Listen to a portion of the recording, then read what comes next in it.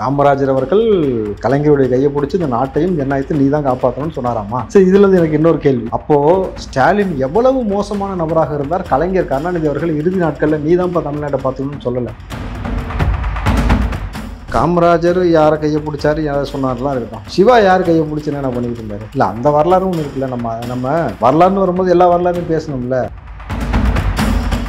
கலைஞர் அவர்கள் எவ்வளவு மோசமாக காமராஜரை சித்தரித்திருக்கிறார் வரலாறு. ஒரு பெண்ணுடைய உருவம் போல காமராஜரை வரைந்ததாக இருக்கட்டும், எரும மாட்டோடைய தோளோடு காமராஜருடைய நிறத்தையும் தோளையும் ஒப்பிட்டதாக இருக்கட்டும், அவரை தொடர்ச்சியாக வேலில் குத்திட்டு காமராஜரை மரணித்து கிடப்பதை போல காட்டுன்னு வரைஞ்சதாக இருக்கட்டும், பல இடங்களில் காமராஜரை மிக மிக இழிவுபடுத்தி பேசியது யார்?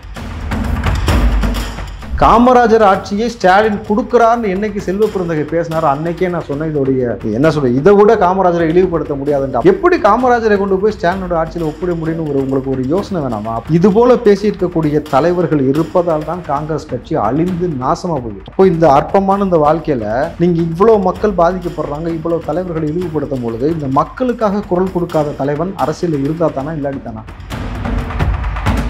காமராஜர் நினைச்சிருந்தா தன் நண்பர் கல்யாணத்திற்கு இருக்க அரசாங்க காசு செலவு பண்ணி எல்லா வேலையும் செஞ்சு கொடுத்துருக்க முடியுமா? போலீஸ் பந்தோபஸ்து இறக்கி இருக்க முடியுமா? ரோடு முழுக்க கொடி நிட்டு காரில் சொகுசா போய் அங்கே போய் நின்றுக்க முடியுமா? அரசாங்க பணத்தையும் சரி எந்த பணத்தையுமே அவரை கையாளாமல் எதையுமே எடுக்காம தவறான முறையில் பயன்படுத்தாமல் எவ்வளவு நேர்மையாக ஒழுக்கமாக வாழ்ந்த ஒரு தலைவன் எப்படி கருணாநிதி கையை பிடிச்சி நாட்டு நீ தான் பார்த்துக்கன்னு சொல்லியிருக்க முடியும்? ஸ்டாலினுக்கு எதுவுமே தெரியல. மீண்டும் ஸ்டாலினை வைத்து இங்கே ஒரு பொம்மலாட்டம் ஒரு ஆட்டத்தை காட்டி நம்மள்கிட்ட நம்மளை ஒரு குரல் வித்தை காட்டிட்டு இருக்காங்க. நம்மளது இது ஒரு மோசமான நிகழ்வு. தமிழ்நாடுக்கு நமக்கு கிடைத்த மிகப்பெரிய ஒரு சாபக்கேடா என்னவன்னு தெரியல. இந்த 4 ஆண்டு காலம் தொடர்ச்சியாக நடந்த பல மோசமான நிகழ்வுகள் பெரிய ஒரு முன்னுதாரணமாக. என் மகன் அரசியலுக்கே வரமாட்டார்னு சொன்னீங்க. உதயநிதி அரசியலுக்கு வந்துட்டார், நான் இப்போ புகார் கொடுக்குறேன், அவர் அமைச்சராக இருக்கக்கூடாது, அரசியல் இருக்கக்கூடாது, செய்வீங்களா? எனக்கு அந்த ஏரியை திருப்பி மீட்டு கொடுக்கணும் ஸ்டாலின். வள்ளுவர் கூட எழுப்பீங்களா? இப்போதான் புதுப்பிச்சிருக்காங்க சார். அதெல்லாம் எனக்கு தேவையில்லை. நீ என்ன சொன்ன? உங்களுடன் ஸ்டாலின் சொல்லிட்டீங்க. புகார் கொடுத்தா 45 நாள் நடவடிக்கை. 45 நாள் எனக்கு வள்ளுவர் கூட இருக்கக்கூடாது. இந்த கடைசியாக இருக்கிற 8 மாதத்தில் ஸ்டாலின் என்ன செய்ய போகிறார்? அதான் என் கேள்வி. இவ்வளோ நாளாக நீங்கள் உருப்படியாக ஒன்றும் எங்களுக்கு செய்யலை. ஸ்டாலின் இதுக்கு மேலேயாவது புண்ணியத்தை சேர்க்கறதுக்கு ஏதாவது வழி பண்ணுங்க. பணத்தை சேர்த்துட்டீங்க, பரம்பரையை பெருசாக்கிட்டீங்க, மக்களை ஒன்றுமே இல்லாமல் ஆக்கிட்டீங்க. இதற்கு மேலே ஏதாவது நல்லது செய்யறதுக்கான ஒரு வழிவகை பண்ணிங்கனாக்கா நிம்மதியாக இருக்கும். ஏன்னா திமுக இதற்கு மேலே ஸ்டாலின் அவர்கள் முதல் முறையாகவும் இறுதி முறையாகவும் முதலமைச்சராக இருந்து இதோடு விலக போகிறான்றதான் யதார்த்தமான உண்மை.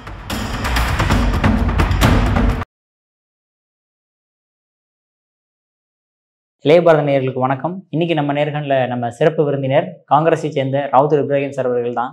சார் வணக்கம் சார். வணக்கம் ஜெயந்தி சார். உங்களுடைய தலைவராக இருக்கக்கூடிய காமராஜர், கர்ம வீரர் காமராஜரை பற்றி அவ்வளோ ரொம்ப வஸ்ட்டாக பேசுனது இல்லாமல் அதாவது ஏசியில் தான் தூங்குவார் அவர் அப்படின்ற மாதிரி ஒரு என்ன உண்மையாலையானு கூட தெரியல, அந்த அளவுக்கு பேசியிருக்காரு சார். சரி, ஓகே, மன்னிப்பு கேளுங்கன்னு, ஆனால் மன்னிப்பு கேட்க மாட்டேங்கிறாரு சார். என்ன ரீசன் சார் அது? உங்களுடையன்றதை விட நம்முடைய தலைவர் காமராஜர் அவர்கள். எனக்கு ஸ்டாலின் அவர்கள்ட்ட இருக்கக்கூடிய முதல் கேள்வி, காமராஜரை காங்கிரஸ் கட்சி தலைவராக நீங்கள் பார்க்குறீங்களா, இல்லை நாடார் சமூகத்தை சேர்ந்த நபர்னு பார்க்குறீங்களா, இல்லை எல்லோருக்குமான தலைவர்னு பார்க்குறீங்களா? நீங்கள் எல்லோருக்குமான தலைவர்னு பார்த்துருந்தா அவரை குறித்து இப்படி ஒரு அவதூறு சொல்லியிருக்காரு, இப்படி பேசுகிறாருன்னும் பொழுது நீங்கள் என்ன பண்ணியிருக்கணும்னாக்கா முதல்ல நீங்கள் கண்டனம் தெரிவிச்சிருக்கணும். அவர் ஏசி இல்லாமல் இருக்க மாட்டார் அப்படின்னு யார் சொன்னா? சிறையில் ஏசி வச்சு கொடுத்தாங்களா?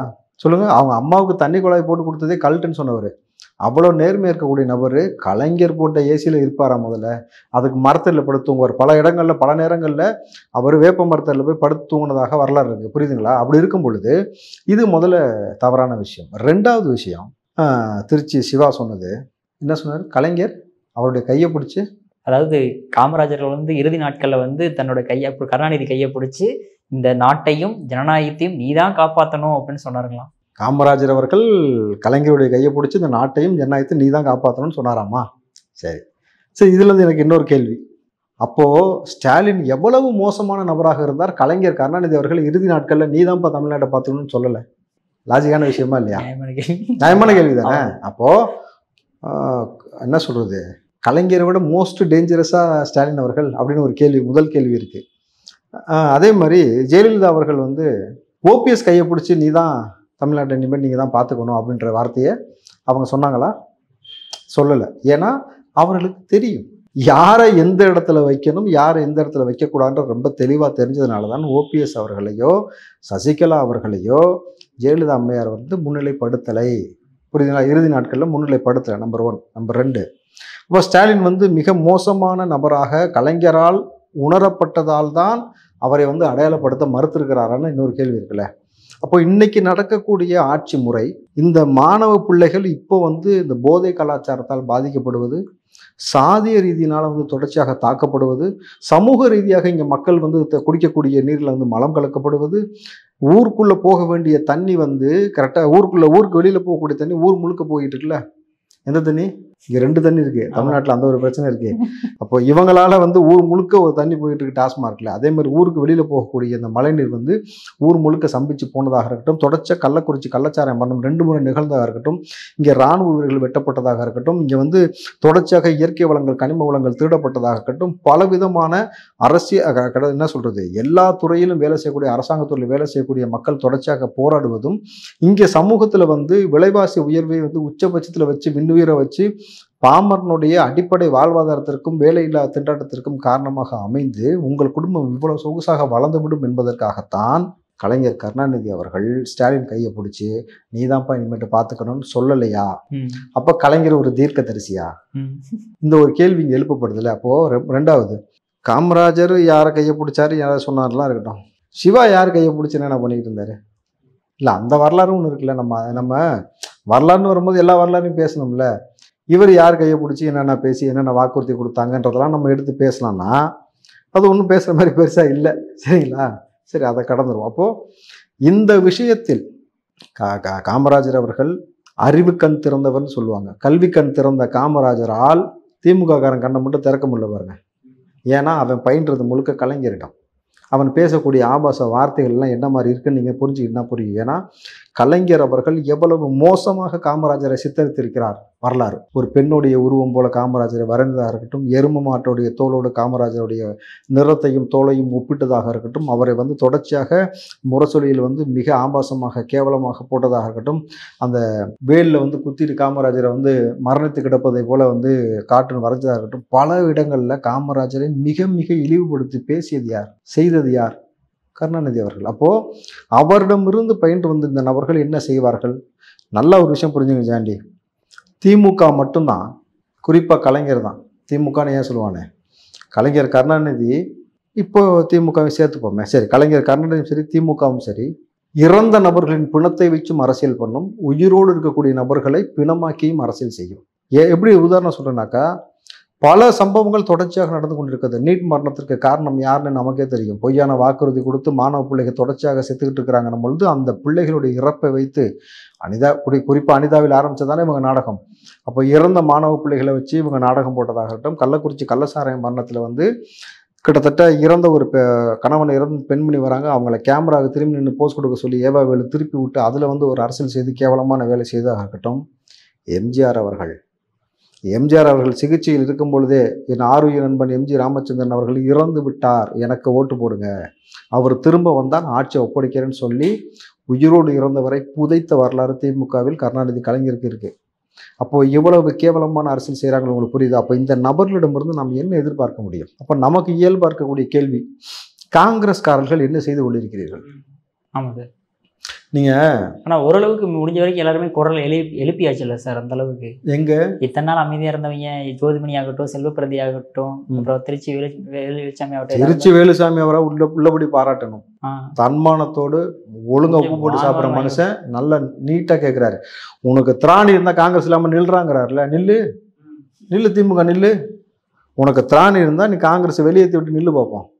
எனக்கு என்ன வருத்தம்னாக்கா, சிதம்பரம் இதை குறித்து ஏதாவது பேசியிருக்கிறாரா?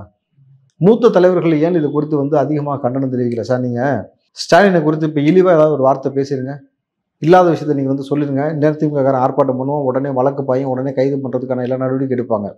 இல்லை கலைஞரை குறித்து பேசுங்க, பயங்கரமாக சில விஷயங்கள் செய்வாங்க. அப்போது காமராஜரை குறித்து பேசிய பொழுது ஏன் ஒரு கண்டன ஆர்ப்பாட்டம் காங்கிரஸ் செய்யலை? நீங்கள் பீட்டர் அல்ஃபோன்ஸை வந்து அங்கே ஒருத்தர் உட்காந்துக்கிட்டு அவர் வந்து முழுக்க வந்து நீங்கள் பார்த்தீங்கன்னாக்கா எல்லாமே பார்த்தீங்கன்னாக்கா ஸ்டாலினால் தான் நடப்பது போல் அவர் ஒரு பக்கம் பேசுகிறதும், காமராஜர் ஆட்சியை ஸ்டாலின் கொடுக்குறாருன்னு என்னைக்கு செல்வ பெருந்தகை பேசினாரோ அன்னைக்கே நான் சொன்னேன், இதோடைய என்ன சொல்கிறேன், இதை விட காமராஜரை இழிவுபடுத்த முடியாதுன்ட்டு. அப்போது இந்த ஒரு ஸ்டேட்மெண்ட்டில் தான் எனக்கு வந்து திருச்சி சிவாவையும் அண்ணன் செல்வ பெருந்தகையும் ஒரே நேர்கோட்டில் வைக்க வேண்டியதாக இருக்குது. எப்படி காமராஜரை கொண்டு போய் ஸ்டாலினோட ஆட்சியில் ஒப்பிட முடியும்னு உங்களுக்கு ஒரு யோசனை வேணாமா? அப்போ இது போல பேசியிருக்கக்கூடிய தலைவர்கள் இருப்பதால் தான் காங்கிரஸ் கட்சி அழிந்து நாசமா போயிட்டு ஆட்சியில் உட்கார்ந்த கட்சி இன்னைக்கு திமுக அழிக்குதுன்னு தெரியுது. வரக்கூடிய காங்கிரஸ்க்கு வரக்கூடிய தலைவர்கள் எல்லோரும் போய் திமுகவுக்கு முட்டு கொடுக்குற. உன்னால சிவாவை எடுத்து கேள்வி கேட்க முடியாதா? திருச்சி சிவாவை கண்டிக்க முடியாது அவங்களால? திருச்சி சிவாவை கண்டிப்பது நேரடியாக ஸ்டாலினை கண்டிப்பதாக நீங்க நினைத்து கொண்டு மௌனமா இருக்கீங்கல்ல. அப்போ காமராஜரை தொடுவது உங்களை எல்லோரையும் தொடுவதற்கு சமம் சொல்லி நீங்க பேசியிருக்கணுமா பேசக்கூடாதா? 17 எம்எல்ஏ 18 எம்எல்ஏ எதுக்கு உட்கார்ந்துருக்க? எம்பிலாம் எதுக்கு உட்கார்ந்துருக்க? எதை பத்தியுமே பெருசா பேச மாட்டேன், ஈயம் பூசின மாதிரி பூசாத மாதிரி ஒரு அறிக்கை கொடுப்பதுன்றது இது ரொம்ப கேவலமான ஒரு மலிவான ஒரு அரசியல் தானே. அப்போ காங்கிரஸ் அதான் சொல்றேன், எப்பயுமே பூவோட சேர்ந்தாதான் நாரும் மணக்குன்னுவாங்க. நீங்க சேர்ந்த இடம் திமுக இப்போ அவங்க பயணிக்கக்கூடிய பாதை சரியில்லாமல் போனதால் தான் நீங்கள் நீர்த்து போய் கொண்டது மட்டும் இல்லாம இருக்கக்கூடிய காங்கிரஸுடைய தொண்டர்கள் எல்லாத்தையும் நீர்த்து போக வச்சு இப்படி ஒரு கட்சி இருக்குன்னே தெரியாம இப்படியே போச்சுன்னு வச்சுங்களேன். தமிழ்நாட்டில் காங்கிரஸ் கட்சி என்பது ஒன்று இருக்குன்னு தெரியாம அழிச்சு விட்டுரும் திமுக. அதற்கு காங்கிரஸுக்கு மிக நேர்மையாக தைரியமாக செயல்படக்கூடிய ஒரு நல்ல இளம் தலைவர் வேணும். அந்த மாதிரி தலைவர் பற்றாக்குறை இருக்குது. இங்கே திமுகவுக்கு சமரசம் இல்லாமல் நீங்கள் எதிர்த்து கேள்வி கேட்கணும், முட்டு கொடுக்கக்கூடாது. முதல்ல ஏன் பயப்படணும்? ஏன் முட்டு கொடுக்குறீங்க? இப்போ எங்களுக்கு மார்க்கம் கற்பித்தது என்ன தெரியுங்களா?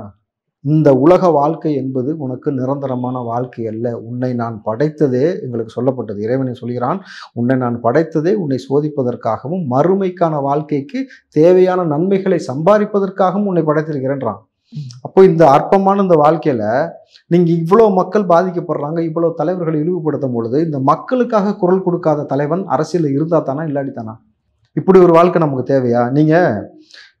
எங்களுக்கு போதிக்கப்பட்டது, நாங்கள் இவ்வளோ வாழ்க்கையில கடந்து வந்தது பொழுது இதெல்லாம் எங்களுக்கு நீங்க இடர்பாடு கொடுக்குறீங்க, இதெல்லாம் எங்களுக்கு ஒரு விஷயம் இல்லை. இதை தாண்டி பல விஷயங்களை தாங்கக்கூடிய வலிமையும் என்ன சொல்றது இறைவன் மீதான நம்பிக்கையும் ஜாஸ்தி. ஆனா முதுகெலும்பு இல்லாத நபர்கள் போலவும் கிட்டத்தட்ட இதை எதிர்த்து கேள்வி கேட்க முடியாமல் நீங்கள் ஸ்டாலினுக்காக இவ்வளோ மௌனித்து கிடப்பது என்பது ரொம்ப வேதனையாக இருக்குது. காங்கிரஸ் ஏன் நாசமாக போய் அழிஞ்சிக்கிட்டே வருதுன்றதுக்கு இது ஒரு பெரிய உதாரணம்.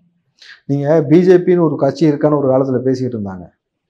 பிஜேபி கொடி போட்ட காரெல்லாம் ஒரு காலத்தில் பார்க்கவே முடியாது, போடுறதுக்கு சங்கடப்பட்ட காலம்லாம் உண்டு, புரியுதுங்களா? இன்றைக்கி பிஜேபி சர்வசாதாரணமாக இன்றைக்கி எல்லா இடத்துலையும் கொடி போட்டு வராங்க அப்படின்னாக்கா அந்த கட்சியை எவ்வளோ வளர்த்து கொண்டு வருவதற்கு ஒரு ஆள் முயற்சி எடுத்து கொண்டு இருக்கிறாங்கன்னு ஒரு பக்கம் நம்ம பார்க்குறோம். அதே சமயத்தில் காங்கிரஸுடைய இன்னைக்கு காங்கிரஸ் கொடி போட்டு எத்தனை கார் நீங்கள் பார்க்க முடியுது ரோட்டில்? சொல்லுங்கள் பார்ப்போம். யதார்த்தமான உண்மையான விஷயத்தை பேசுவாங்க.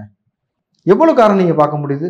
18 எம்எல்ஏ இருக்கீங்க, 18 எம்எல்ஏ இருக்கிறீங்க, எம்பி இருக்கிறீங்க, இவ்வளோ பேர் இருந்தும் எவ்வளோ கொடி நம்மளால் ஊருக்குள்ள பார்க்க முடியுது? காங்கிரஸோடைய கூட்டங்களில் எவ்வளோ கூட்டங்களில் மக்கள் கலந்துக்கிறாங்க, எவ்வளோ எந்தெந்த இடத்துல பொதுக்கூட்டம் நடக்குது, மக்களை பற்றி, தன் கட்சியை பற்றி, கொள்கையை பற்றி, கோட்பாடை பற்றி எத்தனை தலைவர்கள் தன்னிச்சு அங்கங்கே தெருமுனை கூட்டமோ பொதுக்கூட்டமோ போட்டு சொல்கிறீங்கனாக்கா இல்லை, காணாமல் போயிடுச்சு. அப்போது எப்படி காங்கிரஸ் வளரும்? காங்கிரஸ்காரன் எல்லாமே நீர்த்து போய் கொண்டிருக்கக்கூடிய காலத்தில் இங்கே இருக்குது. காரணம் தலைவர்கள் சரியில்லை. அந்த தலைவர்கள் எல்லோரும் திமுகவுடைய விசுவாசியாக மாறிய பொழுது காங்கிரஸ் அழிந்து கொண்டு வருகிறதுன்றது ராகுல் காந்தி உற்றுக்கு நோக்கணும். இதை யாராவது எடுத்து அங்கே சொல்லணும். இப்படியே போச்சுனாக்கா ரொம்ப மோசம். ஏன்னா தமிழ்நாட்டில் மறைந்த தலைவர்களை குறித்து சமீப காலமாக பேசுவது, அதுவும் அவர்கள் மீது இல்லாத ஒரு விஷயத்தை அவதூறு பரப்புவதுன்றது ரொம்ப மோசமாக இருக்குது. கருணாநிதி அப்படி பேசியிருக்காரா? கலைஞர் அதாவது காமராஜருக்கு நான் தான் ஏசி போட்டு கொடுத்தேன்னு பேசியிருக்காரானா பேசியிருக்காரு. ஆனால் அதை காமராஜர் அனுபவித்தாரானா இல்லை. புரியுதுங்களா? கலைஞர் சாட்சி சொல்லுங்க பாப்போம். உண்மையிலுமே இவர் போட்டு எங்கேங்க கலைஞர் எவ்வளவு தவறுகளை இழைத்திருக்கிறார், எதனால் எம்ஜிஆர் கலைஞரை விட்டு பிரிந்து வெளியே போய் தனியாக கட்சி ஆரம்பித்தார், எவ்வளவு ஊழல் செய்திருக்கிறார், எவ்வளவு பிரச்சனைகள் இருக்குது, எல்லா விஷயமும் தெரிந்து ஒரு நபரை நீ தான் தமிழ்நாட்டை பார்த்துக்கணும்னு சொல்லி காமராஜர் சொல்லியிருப்பாரா? அதுவும் நேர்மையாகவும் ஒழுக்கமாகவும் அறத்தின்பால் வாழ்ந்த ஒரு நபர் தன் தாய்க்கு கூட ஒரு தண்ணி குழாய் கூட போட்டு கொடுக்காம வாழ்நாள் முழுக்க அவருடைய வருமானத்தையும் பிள்ளைகளுக்கும் இந்த சமூகத்திற்கும் செலவு செஞ்சுட்டு ஏழ்மையிலையும் வறுமையிலையும் ரொம்ப நேர்மையாக இருந்த ஒரு மனிதர், குறிப்பாக தன் நண்பரோட தன் நண்பருடைய மகள் கல்யாணத்துக்கு அவங்க கூப்பிடும்போது தன் வீட்டு கல்யாணத்துக்கு பத்திரிக்கை வைக்கும்பொழுது நான் வரமாட்டேன் போடான்ட்டாரு. உன் கல்யாணத்துக்கு வர்றதுக்கு, உன் புள்ள கல்யாணத்துக்கு வர்றதுக்கு தான் நான் சிஎம் இருக்கேன், நான் எனக்கு ஒரு வேலை இல்லையான்ட்டாரு. அந்த நண்பர் போயிட்டாரு. அடுத்த நாள் கல்யாணத்துக்கு ஒரு சொல்லாமலாம் போய் நிற்கிறாரு. ஏன்பா நீ சொல்லலை, நீ சொல்லியிருக்கலாமேன்னு கேட்டால், நான் சொன்னால் நீ கடனை வாங்கி ஊர் முழுக்க 2 கொடியை நடுவே, பேனர் நடுவே, இதெல்லாம் உனக்கு சிரமம் தான், உனக்கு இதெல்லாம் சிரமம், இது எதுக்கு, இது வேணான்னு சொல்லிட்டு தான் நான் சொல்லலை அப்படின்ட்டு தாலி எடுத்து கொடுக்க சொல்லும் பொழுது ஒரு எடுத்து கொடுக்க மறுத்துருக்கிறார். நான் திருமணம் முடிக்காத ஆள்றா, நான் ஒண்டிக்கிட்ட திருமணம் முடிச்சவங்களை எடுத்து கொடுக்க சொல்லு. ஒவ்வொரு இடத்துலையும் எந்த சிந்தனை ஓட்டத்தில் அவர் பார்க்குறாரு பாருங்க. தன் நண்பராக இருக்கிறவனுக்கு செலவு வச்சிடக்கூடாது. ஏங்க இவர் காமராஜர் நினைச்சிருந்தா தன் நண்பர் கல்யாணத்திற்கு இருக்கிற அரசாங்க காசு செலவு பண்ணி எல்லா வேலையும் செஞ்சு கொடுத்துருக்க முடியுமா? போலீஸ் பந்தோபஸ்து இறக்கி இருக்க முடியுமா? ரோடு முழுக்க கொடி நிட்டு காரில் சொகுசாக போய் அங்கே போய் நின்றுருக்க முடியுமா? அப்போ அரசாங்க பணத்தையும் சரி எந்த பணத்தையுமே அவரை கையாளாமல் எதையுமே எடுக்காமல் தவறான முறையில் பயன்படுத்தாமல் எவ்வளவு நேர்மையாக ஒழுக்கமாக வாழ்ந்த ஒரு தலைவன் எப்படி கருணாநிதி கையை பிடிச்சி நாட்டு நீ தான் பார்த்துக்கன்னு சொல்லியிருக்க முடியும்? எப்படி இதற்கான வாய்ப்பு இருக்குது? இவ்வளவு செஞ்ச பிறகும் சரி நீங்கள் அவங்க சிவாவுடைய கூட்டின்படியே வச்சா கூட இவ்வளவு செஞ்ச ஒரு ஆளை காமராஜர் பிடிச்சி கையை பிடிச்சி கொடுத்தான பொழுது ஸ்டாலின் கையை கலைஞர் பிடிச்சி கொடுக்கலன்னா அப்போ எவ்வளவு ஸ்டாலின் எவ்வளவு டேஞ்சர் மக்களுக்குன்றதை கலைஞர் உணர்ந்திருக்கிறாரோ அந்த விஷயத்தில் கலைஞர் தீர்க்கதரிசி. அவரை நான் பாராட்டுகிறேன். இப்படிதான் சொல்லுவாங்க நம்ம. Okay sir. ஏன் சார் இன்ன வரைக்கும் மன்னிப்பு கேட்க மாட்டேங்கிறாங்க? என்ன ரீசனாக இருக்கணும் அதுக்கு? ஏன் கூட்டணி விட்டு அவங்க விலகி போயிடணும்னு நினைக்கிறாங்களா காங்கிரஸ்? இல்லை, கூட்டணியை விட்டு விலகி போய்விட்டால் எவ்வளோ பெரிய படுதோல்வியை சந்திப்பார்கள்னு அவங்களுக்கு தெரியும். ஆனால் எனக்குமே ஒரு டவுட்டாக தான் இருக்குது. இது சமீப காலமாக இது போன்ற வேலைகளை இவர்கள் செய்ய ஆரம்பித்தது என்பது திட்டமிட்டு ஒரு சில நபரால் ஒரு பிரிவினை ஏற்படுத்தணுன்ற மாதிரியான விஷயங்கள் செய்கிறாங்கன்னு சொல்லப்படுது. ஆனால் இதை நான் எப்படி பார்க்கறேன்னா, தளபதி விஜய் அவர்கள் காமராஜரையும் ஒரு கொள்கை தலைவராக எடுத்துக்கொண்டு அவர் அதை கொண்டாடக்கூடிய அவர் போற்றக்கூடிய நிகழ்வு நடக்கிறது. ஒரு பக்கம் அவருக்கு இளைஞர்களுடைய சப்போர்ட் பயங்கரமாக வருது. இம்முறை டிவிகேவுக்கு திமுகவுடைய சரிபாதியான ஓட்டு உடஞ்சி தான் டிவிகேக்கு வருது. ஸோ அதனால் அவங்களுக்கு மிகப்பெரிய பின்னடைவு. அப்போது இவர்கள் விஜய் அவர்களை வம்புழுப்பதற்காகத்தான் என்னவோ இந்த மாதிரியான வேலையை கையாளுகிறார்கள் அப்படின்ற மாதிரியான ஒரு சந்தேகம் எழுகிறதுன்னும் பொழுது, நீங்கள் எந்த தலைவர்களை தொட்டாலும் மறைந்த தலைவர்கள் அதற்கான எதிர்வினை நிச்சயமாக ஆற்றப்படணும் பொழுது உங்களுக்கு அழிவு உங்களுடைய வாய்நாள் தான். ஏற்கனவே பாருங்கள், இப்போ இந்த விஷயம் இப்படி போயிட்டு இருக்கும் பொழுது இப்போ மதுரையில் மாநாடுக்கு ஏற்பாடு பண்ணி எல்லா வேலையும் செய்கிறாங்க. அப்போ மதுரையில் மாநாடு அன்றைக்கி ஆகஸ்ட் 25 விஜயகாந்தருடைய பிறந்தநாள், விஜய் அவர்களுடைய திருமண நாளை தாண்டி அந்த மதுரை மண்ணிலிருந்து திமுகவுக்கு அவர் சொல்ல போகிற மெசேஜ்ன்றது ரொம்ப மோசமானதாக இருக்கும். ரொம்ப ரொம்ப மோசமானதாக இருக்கும். அது எந்த விஷயத்தெல்லாம் பேச போகிறான்னு நம்மளும் சில விஷயங்கள்லாம் கேள்விப்படும் பொழுது திமுக இதற்கு மேலே ஸ்டாலின் அவர்கள் முதல் முறையாகவும் இறுதி முறையாகவும் முதலமைச்சராக இருந்து இதோடு விலக போகிறான்றது தான் யதார்த்தமான உண்மை. புரியுதுங்களா? அதே மாதிரி உதயநிதி அவர்கள் ஒருபோதும் ஒரு குறிப்பிட்ட ஒரு 10 ஆண்டு காலத்திற்கு ஒருபோதும் அரசியல் வாழ்க்கையில் அவர் எதிர்க்கட்சி வரிசையில் கூட அமர்வதற்கான வாய்ப்பை இழக்கிறார். அதற்கான வேலையைத்தான் தளபதி விஜய் செய்து கொண்டிருக்கிறார்ன்றதான் நம்ம அண்மையில் கேட்கப்பட்ட செய்தியாக இருக்கும் பொழுது திமுகவுக்கு மதுரையில் நேற்று பந்தக்கால் நட்டாங்க திரும்ப மணி அடிச்சு, நல்லவனுக்கெல்லாம் கோயில் மணியாக கேட்டுச்சு, கெட்டவனுக்கெல்லாம் சாவு மணியாக கேட்டுச்சு. இப்போது அந்த மணி நிச்சயமாக இங்கே இருக்கக்கூடிய பல நபர்களுக்கு ஒரு முடிவுரை எழுதும். ஸோ இந்த மாதிரி நிறைய 2026 எலெக்ஷனில் பிரச்சனை வரும்னு காரணத்துக்காக தான் உங்களுடன் ஸ்டாலின், ஓரணியில் தமிழ்நாடு இந்த மாதிரி விஷயங்களை ஸ்டார்ட் பண்ணியிருக்காங்களோ சார் அவங்க? அப்போ இவ்வளோ நாள் எங்களோட எல்லாமே எங்கே இருந்தீங்க? புரிஞ்சா உங்களுக்கு? இப்போ உங்களோட ஸ்டாலின், அப்போ 4.5 வருஷமாக யாரோட ஸ்டாலின் இருந்தார்? எங்கே இருந்தார்? இடையில திடீர்னு அப்பேன்னு சொல்லி ஒரு ஸ்டோரி கொண்டு விட்டாரா? அப்பா. அதுக்கு இந்த ஆப் ஒரு பேர் வச்சாங்கல்ல சார், அப்பான்னு ஒரு ஆப். ஐயோ, தமிழ்நாட்டில் இவ்வளவு கலோக்கியலாக இவ்வளவு கேவலமாக இங்கிலீஷும் தமிழும் கலந்த வார்த்தையை போட்டு அதுக்கு ஒரு விளக்கம் கொடுத்து ஒரு அப்பான்னு சொல்லி ஒரு ஆப் வச்சு ரொம்ப, அதாவது தகுதியற்ற நபர்கள் எல்லோரும் ஒவ்வொரு துறை சார்ந்து அமர்த்தப்படும் பொழுது ஏறக்கூடிய பிரச்சனைகள் இதெல்லாம்.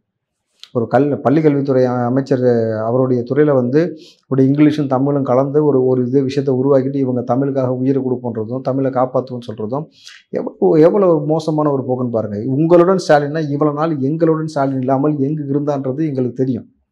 புரியுதுங்களா? நீங்கள் எங்களோடு இல்லை, எங்களை விட்டு தனிமைப்படுத்தப்பட்டீர்கள். உங்களை எல்லோரும் ஒரு கைப்பாவையாக யூஸ் பண்ணி உங்கள் பேரை வச்சு இங்கே யாரோ நாட்டாமல் பண்ணிகிட்டு இருக்காங்களே தவிர ஸ்டாலினுக்கு எதுவுமே தெரியல. மீண்டும் ஸ்டாலினை வைத்து இங்கே ஒரு பொம்மலாட்டம் ஒரு ஆட்டத்தை காட்டி நம்மள்கிட்ட நம்மளை ஒரு குரல் வித்தை காட்டிகிட்டு இருக்காங்க. நம்மளது இது ஒரு மோசமான நிகழ்வு. தமிழ்நாடுக்கு நமக்கு கிடைத்த மிகப்பெரிய ஒரு சாபக்கேடாக என்னவன்னு தெரியல.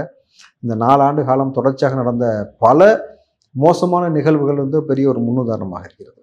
அதே மாதிரி ஓரணியில் தமிழ்நாட்டை 2.5 கோடி மெம்பர்ஸை சீக்கிரமாக இணைச்சிருங்க அப்படின்ற மாதிரி ஒரு இது விட்டுருக்காராமா சார் ஸ்டாலின் அவர்கள் உத்தரவு. ஸோ அதாவது 2.5 கோடி பேரை ஒரே நேரத்தில் இணைச்சி என்ன பிரயோஜனம்? என்ன பிரயோஜனம் நினைக்கிறீங்க? நீங்கள் கனவுல இவர்கள் திமுக எல்லாத்துலையும் பித்தலாட்டம் பண்ணோம். நீங்கள் பார்த்துருக்கலாம். நீங்கள் எதை பாருங்கள், அதில் வந்து ஒரு பித்தலாட்டம் பண்ணுறது, ஒரு ஏமாத்து வேலை பார்க்குறது, இந்த மாதிரியான வேலைகளை தொடர்ச்சியாக அவள் செய்வது என்பது ரொம்ப இயல்பாக செய்வாங்க. இப்போ நீங்கள் பாருங்கள், 2.5 கோடி இல்லை 3 கோடின்னு சொல்லுவாங்க பாருங்கள். எழுதி வச்சுங்க, எங்கள் டிஎம்கேக்கு எங்களுக்கு வந்து சேர்ந்த உறுப்பினர்களுடைய எண்ணிக்கை 3 கோடி சொல்லுவாங்க. ஆனால் வந்து எத்தனை கோடி நபர்களை நீங்கள் சேர்ந்ததாக கணக்கு காமித்தாலும் அத்தனை கணக்குகளும் பொய்த்து போகுமே தவிர, இந்த முறை நிச்சயமாக ஆட்சிக்காரில் வந்து ஸ்டாலின் அவர்கள் உட்கார முடியாது. அவர் முதலும் கடைசியுமாக முதலமைச்சராக இருந்த ஒரே வாய்ப்பு இது மட்டும்தான். இந்த கடைசியாக இருக்கிற 8 மாதத்தில் ஸ்டாலின் என்ன செய்ய போகிறார்? அதான் என் கேள்வி. இவ்வளோ நாளாக நீங்கள் உருப்படியாக ஒன்றும் எங்களுக்கு செய்யலை. கரண்ட் பில்லேருந்து எல்லாத்தோடைய விலைவாசியும் உயர்த்திட்டீங்க. மக்கள் வந்து தொடர்ச்சியாக போராடி கிடக்கிறான். ஒரு மனிதனாக ஒரு முதலமைச்சர் என்ற ஒரு பொறுப்பு உங்களுக்கு கிடைக்கப்பட்டிருக்கிறது நம்மளது பெரிய வாய்ப்பு. இந்த வாய்ப்பை பயன்படுத்தி கொண்டு இதற்கு மேல் நீங்கள் முதலமைச்சர் வருவதற்கு வாய்ப்பும் இல்லைன்னும் பொழுது, போகிறதுக்கு முன்னாடி, ஆட்சியிலேருந்து போகிறதுக்கு முன்னாடி ஒரு புண்ணியம் செஞ்சுட்டு போகணும்னு சொல்லுவாங்களா, அந்த மாதிரியாவது பல பேருடைய வைத்தறிச்சலும் பல பேருடைய சாபமும் வந்து திமுகவுக்கு இருக்கா இல்லையான்றது நிதர்சனமாக நம்ம பார்க்கும்போது தெரியுது. ஏன்னா அவ்வளோ பேரும் எங்கள் சாபம் உங்களை சும்மா விடாதுன்னு சொல்லி பேசின பேட்டி காணொலி நம்ம எல்லாத்தையுமே பார்த்தோம். கரெக்டுங்களா? அப்படி இருக்கும் பொழுது ஸ்டாலின் இதுக்கு மேலேயாவது புண்ணியத்தை சேர்க்கறதுக்கு ஏதாவது வழி பண்ணுங்க. பணத்தை சேர்த்துட்டீங்க, பரம்பரையை பெருசாக்கிட்டீங்க, மக்களை வந்து ஒன்றுமே இல்லாமல் ஆக்கிட்டீங்க. இதற்கு மேலே ஏதாவது நல்லது செய்யறதுக்கான ஒரு வழிவகை பண்ணிங்கனாக்கா நிம்மதியாக இருக்கும். ஏன்னா உங்களுடன் ஸ்டாலினில் வந்து அவர் சொல்கிறாரு, இனிமேட்டு வந்து புகார் கொடுத்து எத்தனை மணி நேரத்தில்? 45 நாளில் தீர்வு காணப்படும். 45 நாளில் புகார் கொடுத்தவொடனே எல்லாத்துக்கும் தீர்வு கண்டுருவேன்னு ஸ்டாலின் சொல்லியிருக்காரு. ரொம்ப சந்தோஷம், மகிழ்ச்சி. நான் புகார் கொடுக்குறேன். இங்கே இருந்த ஏரிகளை காணவில்லை. அந்த ஏரி எந்த இடத்துல இருந்துச்சு நான் கண்டுபிடிச்சிட்டேன். ஒரு ஏரி நான் கண்டுபிடிச்சிட்டேன். வள்ளுவர் கோட்டை இருந்துச்சுல, அந்த இடத்துக்கு அது கீழே தான் ஏரி இருக்குது. எனக்கு அந்த ஏரியை திருப்பி மீட்டு கொடுக்கணும் ஸ்டாலின். வள்ளுவர் கோட்டை இடிப்பீங்களா? இப்போ தான் புதுப்பிச்சிருக்காங்க சார். அதெல்லாம் எனக்கு தேவையில்லை. நீ என்ன சொன்ன? உங்களுடன் ஸ்டாலின் சொல்லிட்டீங்க. புகார் கொடுத்தா 45 நாள் நடவடிக்கை. 45 நாளில் எனக்கு வள்ளுவர் கோட்டை இருக்கக்கூடாது. எனக்கு அந்த ஏரி வேணும். காட்டுங்களா? புகார் கொடுத்தா நீங்கள் என்னன்னாலும் செஞ்சு கொடுப்பீங்களே. நீங்கள் கொடுத்த வாக்குறுதி என்னன்னாலும் சரி, என் குடும்பத்திலேருந்து என் மகன் வந்து அரசியலுக்கே வரமாட்டார்னு சொன்னீங்க. உதயநிதி அரசியலுக்கு வந்துட்டார், நான் இப்போ புகார் கொடுக்குறேன். அவர் அமைச்சராக இருக்கக்கூடாது, அரசியல் இருக்கக்கூடாது. செய்வீங்களா? 3வது, தமிழ்நாட்டில் இருக்கக்கூடிய இந்த டாஸ்மார்க்கை பூர்ணமாக ஒழிச்சு கிழிச்சிருவோன்னு நீங்கள் சொன்னீங்க. புகார் கொடுக்குறேன். டாஸ்மார்க்கெலாம் இழுத்து மூடணும். 45 நாளில் டாஸ்மார்க் மூடணும். புரியுதுங்களா? புகார் கொடுக்குறேன். தொடர்ச்சியாக தமிழ்நாட்டில் கஞ்சா, மெத்து, அபின், ஹெராயின் எல்லா இடத்துலையும் போய் மாணவ பிள்ளைகள்லாம் பாதிக்கப்பட்டு கொண்டிருக்கிறார்கள். ஒட்டுமொத்தமாக இதை சரி செய்வதற்கான வழிவகை செய்வீர்களா? தொடர்ச்சியாக இந்த தமிழ்நாட்டில் நடக்கக்கூடிய எந்தெந்த பிரச்சனைலாம் இருக்குது அதெல்லாம் நான் புகார் கொடுக்குறேன். உங்கள் அமைச்சர் இருக்கார் பாருங்க, அம்மாக்கு 1000 பொண்ணுக்கு 1000 பாய் ஃப்ரெண்ட் ரகசியமாக வச்சுக்கன்னு சொல்லி பெண்களை குறித்து இப்படி பேசினார் தெரியுமா, துரைமுருகன். அவர் மீது நான் புகார் கொடுக்குறேன். நடவடிக்கை எடுப்பீங்களா? சிவாஜி கிருஷ்ணமூர்த்தின்னு ஒருத்தரை போட்டு வளர்க்குறீங்களா, சோத்தை போட்டு வளர்க்குறீங்களா, அவர் மீது புகார் கொடுக்குறேன். நிரந்தரமாக கட்சியை விட்டு நிற்குவீங்களா? எனக்கு வந்து ஏர் ஷோன்னு ஒன்று நடத்துனீங்க மெரினா பீச்சில். 5 பேரோட உயிர் போயிடுச்சு. அந்த 5 பேர் குடும்பத்திற்கு என்ன நீதி கிடைச்சதுன்றதுக்கான எனக்கு தெளிவு வேணும். அதற்கு எனக்கு நீதி வேணும். அதற்கு நீங்கள் வந்து புகார் கொடுக்குறேன். செஞ்சு கொடுப்பீங்களா? உங்கள் ஆட்சியில் கள்ளச்சாராயம் நடந்தது. பல குடும்பங்கள் தெருவில் வந்து அழிந்து நாசமாகி போயிடுச்சு. கரெக்டுங்களா?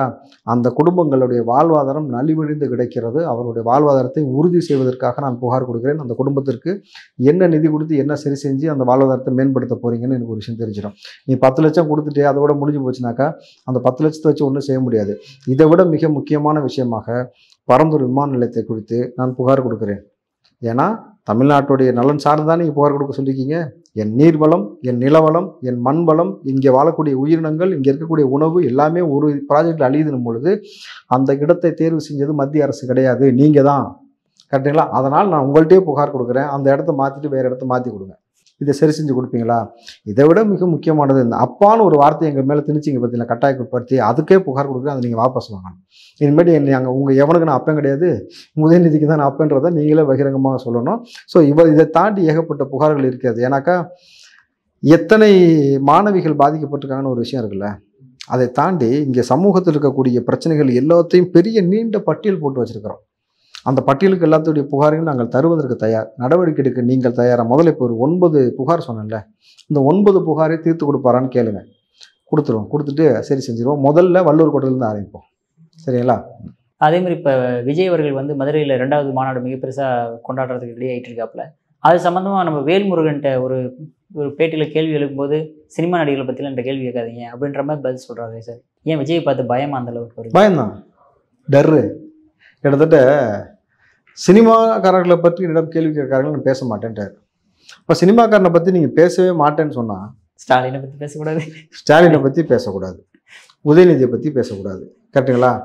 அப்புறம் அப்படியே இங்கே வாங்க, கலைஞரை பற்றி பேசக்கூடாது. இந்த பக்கம் வாங்க, ஜெயலலிதா பற்றி பேசக்கூடாது, எம்ஜிஆரை பற்றி பேசக்கூடாது, விஜயகாந்தை பற்றி பேசக்கூடாது, திருமாவளவனை பற்றி பேசக்கூடாது, சீமானை பற்றி பேசக்கூடாது, அண்ணாமலை பற்றி பேசக்கூடாது. ஏன் உன்னை பற்றியே நீ பேசக்கூடாது? வேலு அவரே ஆமாம், வேலு நடிச்சிருக்கீங்கல்ல, உங்களை பற்றியே பேசக்கூடாது. இவங்க யாரை பற்றியுமே பேசாமல் உன்னை பற்றியும் பேசாமல் என்ன அரசியல் பண்ண போகிற? என்ன பேசுவார்? பதில் சொல்லுங்கள். அதாவது இவர்களை யாரை பற்றியுமே பேசாமல் என்ன பேச போகிறீங்க? நீங்கள் ஒரு நபர் வந்து களத்திற்கு வந்துட்டார், அரசியல் கட்சி ஆரம்பிச்சிட்டாரு, இங்கே தேர்தல் ஆணையம் அங்கீகாரம் பண்ணிருச்சுனாலே அரசியல்வாதி அவர். அவரை குறித்து நீங்கள் வந்து இன்றைக்கு வந்து அவர் பேசுகிற விஷயத்துக்கு தான் நேரடியாக ஸ்டாலின் எவ்வளோ கேள்வி கேட்குறாரு. பரந்தூர் மக்களை கூப்பிட்டு நிப்பாட்டுவேன், என்னென்னாலும் நான் செய்வேன், எவ்வளோ விஷயம் பேசுகிறாரு. இதை குறித்து பேசணும்னு சொன்னாக்கா டர்ராகிட்டு நான் சினிமாக்காரனை பற்றி பேச மாட்டேன், இது ஒரு பதிலா? அப்போ இன்று முதல் வேல்முருகன் தன்னை பற்றி சுய விளம்பரம் செய்வதை நிப்பாட்டி கொண்டு அரசியலை விட்டு ஒதுங்குகிறான்னு சொல்லி அறிக்கை கொடுத்துட்டு போக சொல்லுங்கள், நாடும் மக்களும் சந்தோஷமாக இருப்பாங்க. Okay sir. சார், அற்புதமான கருத்தை இளையபாதனோட பகிர்ந்ததற்கு மிக்க நன்றி. நன்றி.